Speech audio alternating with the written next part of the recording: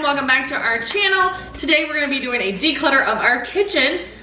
We've been decluttering for about the past 12 to 15 months, and during that time I've learned that even when I thought I was decluttering, I'd come back later and need to kind of reevaluate, and that is okay. No matter what stage you're in your decluttering, you can go through, make one swipe, like our initial time that we came through and did a big declutter. I felt like we got a bulk of the stuff, and now it's just kind of refining that. So things that we really haven't used and I thought we might, or I held on to because I thought I probably would use it, I've come to realize that I actually haven't. So today when we could do our declutter, it may not look like a ton of stuff, but I think you're still gonna see that we get a lot of things cleaned out of our cabinets. We're gonna be focusing on duplicates, cleaning off our counters, and making sure everything has a home, because that is what's gonna actually help to keep our countertops clean and our house decluttered. So minimalism looks a little bit different for everybody depending on your family. And as you know, we have 2 kids with special needs plus 2 others, that makes 4. And the parents, we now have 6 people in our house, plus, let's see, 2 cows, 2 sheep, about 60 chickens, some ducks, a dog and a cat. They're not in the house, but having all the stuff on the farm, plus the garden and orchard and all of that, we have to make sure we have enough stuff in our kitchen to kind of help with, you know, milking our cows. We have to have a milk bucket, and we have to have our strainer and things that we use when we are cleaning milk. Plus we have to have like jars for making our kombucha, and we have to have things to preserve food in. So talking about mason jars and things like that. So minimalism will look different for everyone. You have to think about your family and your family dynamic and kind of how you cook. We do everything from scratch, so I've got to have storage in the pantry for bulk items also. So as we clean through, you might think that's not very minimalist, but it depends on you and what you have going on in your family. So that's enough talk. Let's get started.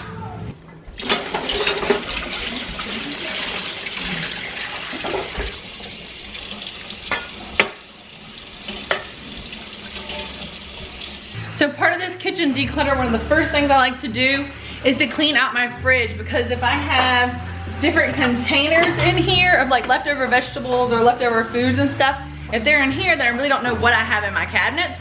So I do a really quick clean through to pull out anything that is old. Obviously, if I'm still using it and it has food that's good in it, I'm not gonna get rid of it, but I'm gonna make kind of a mental note and a clean out note so that I know what dishes I have before I start decluttering cabinets.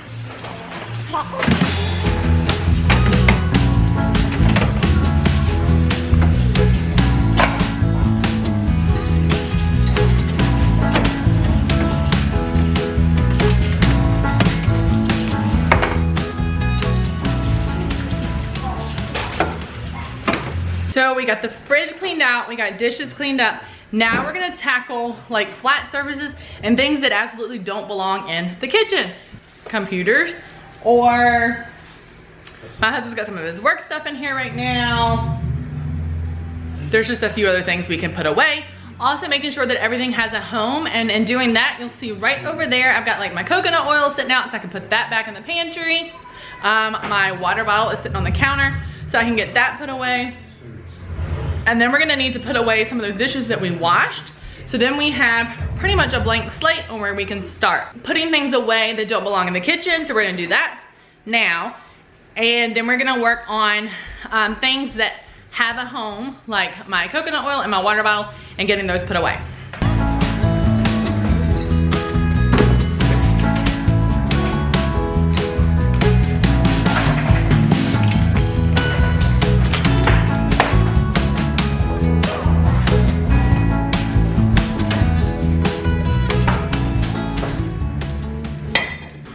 Here's something else while I'm trying to declutter my kitchen.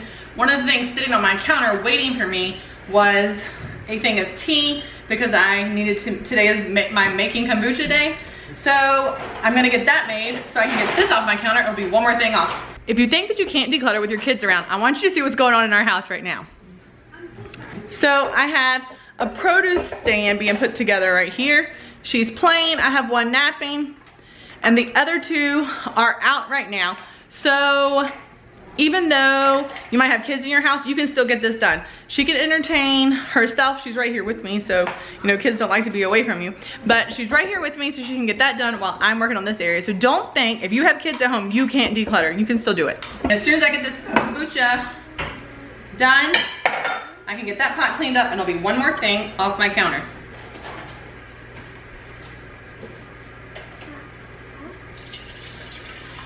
Now this is kind of another point that I brought up, and that minimalism will look different for everyone. If you're not one that cooks from scratch, or you're not one that does a lot of homesteading, then you might not need a lot of the extra gadgets and things that we need. You can see right here, this is a total of 6-gallon size mason jars. Now they take up space, and so if it weren't for us making sauerkrauts and ferments and kombuchas and things like that, I wouldn't need all of these in my kitchen. But that's something that as I go through, I'm gonna have to pay really close attention to, that because that is the lifestyle that we live, I'm gonna have to make sure that I have space for those types of things in my cabinets.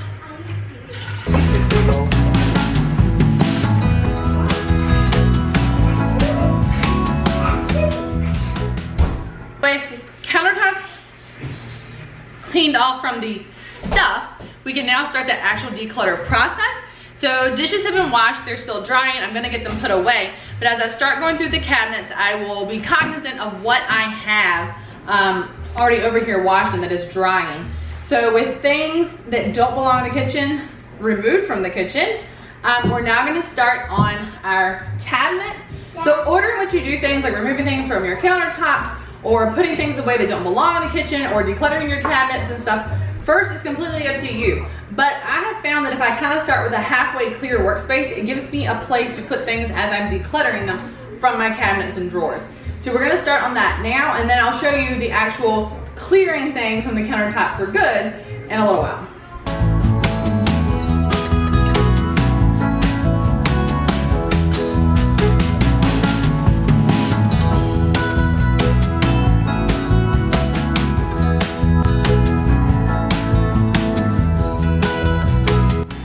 Another thing, we have these containers that are glass, and then they have like the plastic lids that go on them.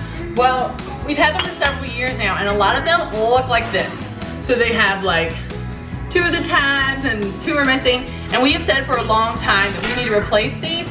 So what I'm gonna do while I'm up here, I'm gonna pull out all the ones that are broken, put them in a pile, and only keep the ones that are still good, because then I'm gonna know which ones I need to go ahead and order and get replaced.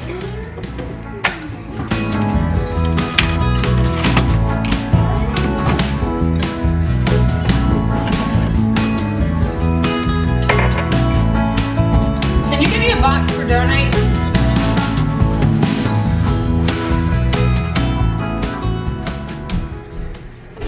Now, just because you have a big drawer does not mean you have to fill the entire space. So when I decluttered back in the fall, I got these little containers and kind of put them in there, and I thought that it would help me kind of organize my drawer. I do like them, but I probably need to go through and honestly see, like, okay, like in here, duplicates. I have 3 vegetable peelers. Like, do I really need 3 vegetable peelers? Especially if they all work. So as we go through this drawer, I'm gonna look at things that I haven't used like I thought I would, like this basting brush. While it sounds great, I don't know when I have used it. So that could be something that I could put in the donate pile. And I'm gonna be looking for duplicates, which I thought I got rid of duplicates when I did this before, but maybe I didn't. I mean, look, I even have okra seeds back here. So let's get going on our utensil drawer. All right, so while I'm doing this, these are the only pot holders that I have in our kitchen. And you can see that they probably need a good washing. So I actually am going to take them out of this drawer and get them downstairs and get them washed. So let's look at what we have. So my garlic press, I use this all the time, so this is something I know I need. 2 different thermometers. So we could really get rid of one of these, and I prefer just to go with the This one where you have to read it on your own because I don't really have to worry about that breaking like I do a digital one that I would have to replace a battery with. My little spoon, this is so nice. I really love, I know it's tiny, but it's really good for mixing. All right, now one reason we have 2 can openers is because I'm right-handed. My husband is has to use a left-handed can opener, so that is one reason we have 2 of these.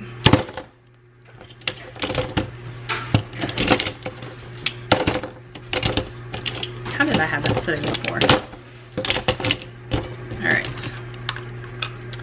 Kitchen shears. You know what? Honestly, I always just use my scissors. So keeping a pair of kitchen shears is probably not a real big need. And same thing with salad choppers. Like, these were great, and I got them because I thought it was gonna be really great to like chop up chicken and things with, but in reality, I just use a knife when I need to chop chicken. So those can go. We always use our scoop for cookies and muffins. So I have a large one, and I also have my small one is over there in the dishwasher. I'm gonna grab that because these are a must-have for us. While I'm here, I'm gonna clean out all of the drawers. I'll get them washed, the little containers. I'll get them washed out, and it looks like I honestly may not even need them all anymore. My whisk. All right. All right, so this is like a little spreader, and it's really cute, but you know what? We just use a knife. So I do love my little spatula. I use this for getting muffins out of tins a lot, so I'm gonna keep that. And then this is where my my measuring spoons and cups go, so we will keep that. We'll dry the drawer out and we'll get our stuff put back in. Now you want to keep a box nearby for donations, so you can start packing things away so that you may not have like a second thought about them. I go ahead, get everything packed up, and so that way it is ready to go out to the donation center. All right, now looking under here, you might think that it doesn't look like a huge mess, but keep in mind, I've been decluttering for a long time, and this is probably like my 3rd pass through in this kitchen, but I'm still finding things. Like when I reach for a cake plate or something to bake a quiche or something in, I always grab this one. It's so easy to clean. It's a piece of stoneware, pottery, stuff just doesn't stick to it, and I always grab this. And guys, I do not, these are non-stick. I've been trying to get rid of non-stick stuff in my kitchen anyway. And look, you can see it's like rusted and stuff, so these are nasty. These can go, and I've held on to them now through like 3 swipes through my counter. Swipes, 3 different clean outs through my kitchen, so that can stay. You can see that I had this and it broke. It used to be 4 of them. In fact, I kept it just because it was still usable, but the more bread baking that I've done, the more I've realized that I actually just need 2 bigger loaf pans, and I have one, and I've actually have another one coming. So I am okay getting rid of these 2 little small, well, this used to be 1. It's broken, and it just doesn't serve us really well for our big family. We have a big family, and when I'm baking bread and things, I need the big, I need my big loaf pans. These are cute, they're really convenient, but I just don't use them that often, so it's time to get rid of them. Half-gallon mason jars, and then this spot right here that's currently empty is where my 1-gallon jars go, so I'm gonna get them out of the off the counter and get them put back in here. And then you can see we have our tops and our lids and our rings organized by size here, so I can easily grab them. And then, oh, hiding back there in the back, I never use this, so this can go straight to the donation pile as well. Always use my Vitamix every single day to make Caroline's G-tube feed, so that's gonna stay. And let's tackle this basket right here of, these are my gallon size lids that go up here. But it looks like some other lids and things have gotten in there, so let's tackle those and get them to the places they belong. So if you have a kiddo with special needs, you know that syringes accumulate. So I have gone through our drawer and found 3 baskets of syringes. So I'm gonna clean through these because we obviously don't need, while we do need actually a lot, we don't need this many. You know, we need one for flushes, we need some for some medicines. And the truth of it is that some types of syringes work better than others. So I'm gonna clean through these and just keep the ones that work the best for us and trash the others. So now we're down to just 1 basket of syringes. And all of these, well, some of these that are still in the plastic, will just throw into our donate box. Some of these are like various sizes and some of them don't always fit within different tube or something. So I'll donate these and the rest of these are going to the trash. I can't tell you how good it feels to be in my kitchen and have clean spaces. So my countertops are cleaned off now. There's nothing on them except for our Berkey water filter, and because of the time of year, you will see produce being on our countertops because as we're pulling things out of the garden and processing them and storing them up for the next year, you're gonna see lots of produce on our counters, and that's okay with me. Like I said, I have been cleaning through our kitchen and decluttering our entire house for about 12 to 15 months now. So this is the 3rd time I've been through this kitchen, and so when you look in our cabinets, you're gonna think, wow, you didn't really get rid of a lot, but that's because in the beginning, I had stacks of plates, and now I only have enough plates for everybody in our family. I used to have, you know, several, like 8, 10, 12 bowls. We don't have that many now. Ideally, I'd like to have 5 bowls. 2 of ours have broken, so I'll be replacing them. But other than that, we have a plate and a bowl and a cup per person. When I look at my cups, we have enough cups. Everybody has 1 traveling water bottle that we take with us everywhere we go, and other than that, we have cups that we drink. We each have 1 cup that we drink out of here while we're at home. In my kitchen, I still have large appliances, so I do have my KitchenAid mixer and my Instapot, which I just keep stowed under my counters. The same goes with like my milk pail for Buttercup and the strainer and stuff that I need for that stays in my pantry. But other things like my mason jars, they're all kept in here. I keep our ice cream maker and my food processor in the top of a cabinet because it's not something that I need to access very often. And then I'm so happy that I was able to get my utensil drawer down to 1 drawer this time. And then I'm using my other drawer for dish towels, dishcloths, and my pot holders. So that drawer has been cut down a lot on these several cleanings that I've gone through. The other thing is my silverware drawer now just has 1 set of silverware. We used to have 2, but on one of my original declutters, I got rid of that. And because our TV is kind of right in our kitchen dining area, we're actually, and I have empty space, we're actually able to keep all of our DVDs in 2 cases and the remotes for the TV right in the drawer in the kitchen, and it's kept right beside where the TV is. Now, one thing people don't ever believe when I tell them is that I have empty drawers and cabinets in my kitchen. By decluttering, I've been able to have plenty of space in our kitchen, and I don't think our kitchen is huge to begin with. It's bigger than some, but I have lots of empty cabinets. So I have drawers that are empty. I have cabinets that are empty. So empty that even one kid has put her art supplies in there. I'll look and a child will be missing, and then I can open a cabinet and there she is drawing with her markers and notebook inside of our cabinet. So decluttering has been great for our kitchen. It's been great for life in general. It doesn't take me long to wash up dishes, and we have to wash between meals because if you don't wash up after breakfast, you don't have a plate, cup, or silverware for your next meal. So it's allowed me to keep our kitchen cleaner, and also if I need to do a really quick tidy, I can clean up this whole kitchen really quickly because there's just not a lot to put away. So some people might not call our kitchen minimalist because of the homesteading and the way that I prepare my daughter's G-tube feeds. We cook from scratch, we do a lot of gardening, and we have our own animals that we use here for meat and eggs and all of our dairy. That tends to require us to have more equipment or jars and like spoons for cheese making and ladles and things like that in our kitchen. So you might not think this is a minimalist kitchen, but what I'm gonna call this is our minimalist essential kitchen for homesteading. It's the lifestyle that we live. Don't forget, we do have 4 kids plus ourselves, and we do homestead. So a lot of these things are just things that we need to live our everyday life here on our homestead. So if you like videos like this, don't forget to give our video a thumbs up.